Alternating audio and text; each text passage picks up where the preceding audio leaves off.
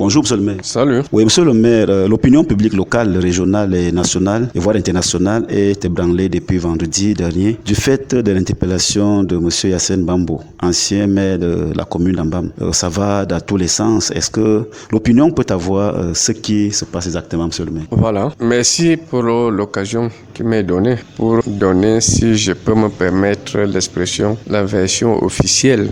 Parce que c'est vrai, comme vous le dites, que ça va dans tous les sens. On accuse des aînés de gauche à droite, on accuse des élites. Il n'en est pas question. Nous, on est même peut-être quelque peu surpris par cette agitation. Ce que je sais, c'est que je suis élu maire à Ambam le 26 février 2020.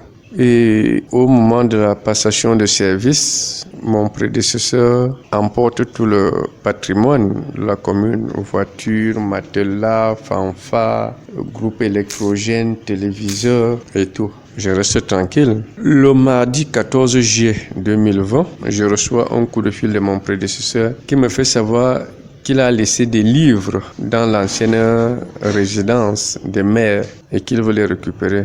Je lui dis, je ne trouve pas d'inconvénient, il n'y a pas de souci. Alors, envoyez vos émissaires prendre contact avec le comptable matière. Ils vont trouver le comptable matière. Avec le comptable matière, ils iront donc travailler. Moi, je n'ai pas de problème à ce niveau. Le 14 juillet, c'était un mardi. Le mercredi 15, je devais voyager. J'ai laissé le comptable matière était déjà en place. Il attendait les émissaires de l'ancien maire. J'ai pris la route. Quand j'arrive au niveau de Mangama, mon téléphone sonne. C'est mon premier adjoint, Madame Ella Mathilde, qui m'appelle pour me faire savoir que l'ancienne résidence a été cassée. La porte a été foncée, tout ça. Par qui et pourquoi? Par les envoyés de l'ex-maire. Je dis, mais comment est-ce qu'ils vont encore casser la porte alors que nous nous sommes entendus que il allait envoyer ses émissaires prendre attache avec le comptable matière pour qu'il rentre en possession de, soi-disant, ses livres.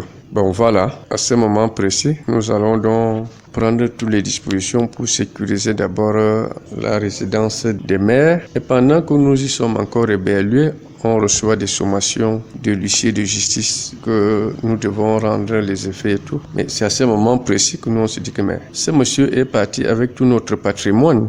Mais au jour d'aujourd'hui, c'est lui qui nous fait des sommations. On se constitue donc partie civile parce qu'il doit le patrimoine de la commune. Et les livres querellés que vous entendez, que les livres, il a reçu un don de je ne sais pas quelle association aux États-Unis ou en Europe. Je parle du ministère de la Défense aux États-Unis et en France. Voilà, la mairie d'Ambam a déboursé 14 millions en contrepartie pour payer ces livres. La décision de déblocage est signée par Mbambo Hyacinthe lui-même. Nous avons le document, vous pouvez passer à la mairie à tout moment, le consulter. Le compte administratif le certifie que l'argent a été effectivement débloqué. Voilà la vérité. Maintenant, comme il y a eu infraction des individus, vous venez casser la maison d'autrui. Les enquêtes ont donc commencé. On nous convoquait à la PJ. Nous on partait. Lui ne venait pas. La PJ a fait son travail. On a transmis le dossier au parquet à Ambam. On nous convoquait.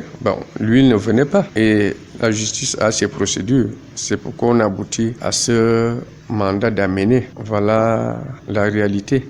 Mais je tiens à rappeler aux uns et aux autres que le maire que je suis, c'est loin et ce n'est même pas un souci pour moi que de dire qu'en 2025, quand le mandat sera fini, qu'on me posera la question que quel est votre bilan, que je dise que Mbambo est parti en prison. Ce n'est même pas là mon objectif, ni mon souhait, ni mon souci. Moi, je suis seulement surpris par son agitation, par ses interventions. Je ne sais pas ce qu'il recherche. Il n'est pas le seul maire de la vallée du Thème qui a perdu le poste. Les autres ont perdu leur poste, mais ils sont tranquilles. Vous serez surpris si je vous dis que mon collègue de Lamzo, le maire Elan Albert, lui me fait savoir qu'il travaille sur certains dossiers avec son prédécesseur, le maire Assoumou Roger, sans problème. Mais je ne sais pas pourquoi ici en Mbam, l'ex-maire s'agite, il gesticule, je ne sais pas. Donc voilà la vérité.